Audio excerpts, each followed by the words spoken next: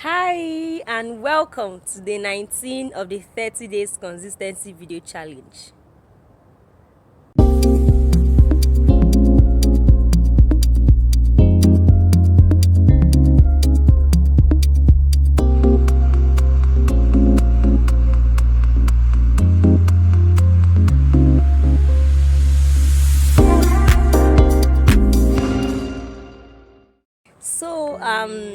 We are done with Boaz and Ruth. Yesterday I had my vlog. I'm still waiting for your feedback regarding the vlog. Alright, so now we are diving right into the book of Esther, one of my very lovely Bible personalities. I love Esther so much. Like, there's so much to learn from that book in the Bible. Okay, so today we are starting from Queen Vashti. Want to see what we are learning from Queen Vashti today? Stay tuned and come on this journey with me. Let's see. So Queen Vashti was the wife of King Xerxes. Okay, King Xerxes was the king ruling over 127 provinces, stretching from India to Kush.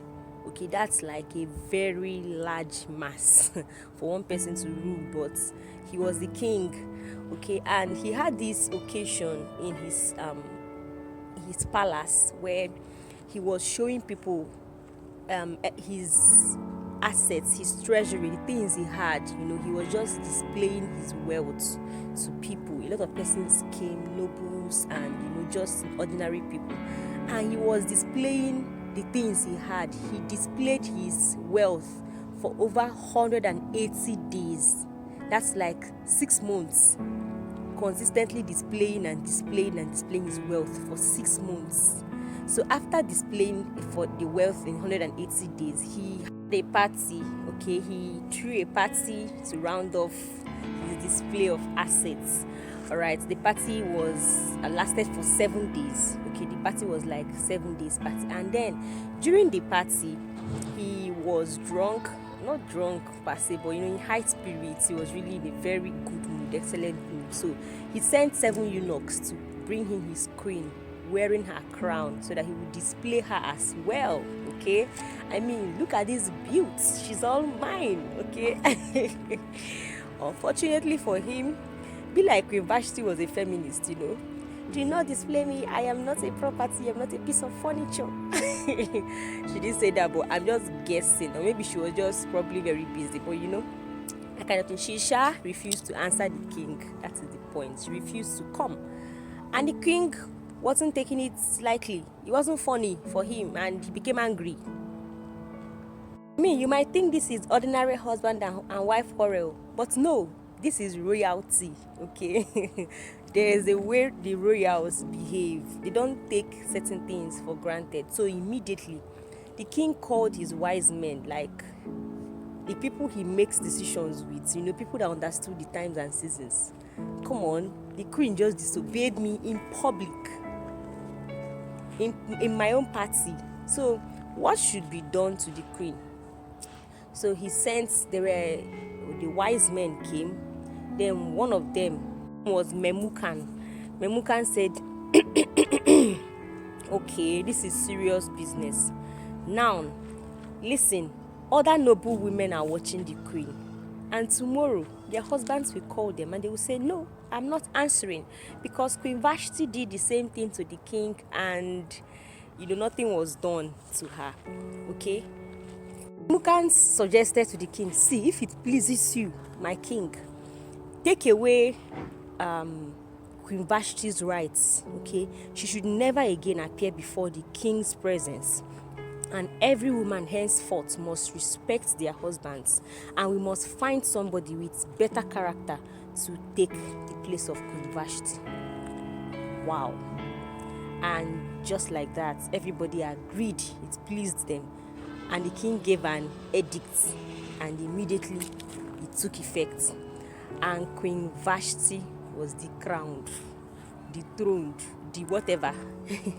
She ceased to be the queen. Wow, just like that. All right, so what's the lesson here?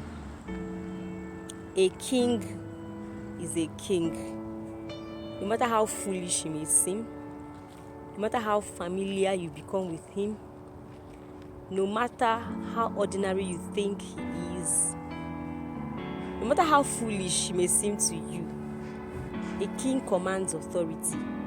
A king is a king. That king may be your husband. He may be your boss at the office. He may be your president of your country. He may be your father at home. He may be your pastor, your priest.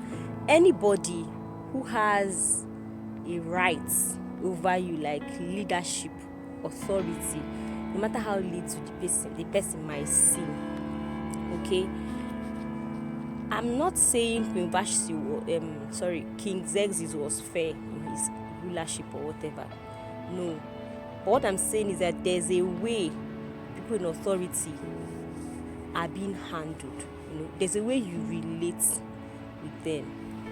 Okay, so by tomorrow and subsequently, we'll be learning how to relate with people in authority. Okay, Queen Vashti already made a mistake. I'm sure she didn't mean it, as terrible as they felt. Okay, but like I said, a king is a king. Even if they make that decision out of anger, they've made it. Okay. So tomorrow, day 20, we'll continue with the Book of Esther. And I hope that by the end we are done with this book. We'll be learning a lot of things. Personally, I feel this is going to be for me. I want us to really learn how to work with people in the government, people in authority, instead of fighting them.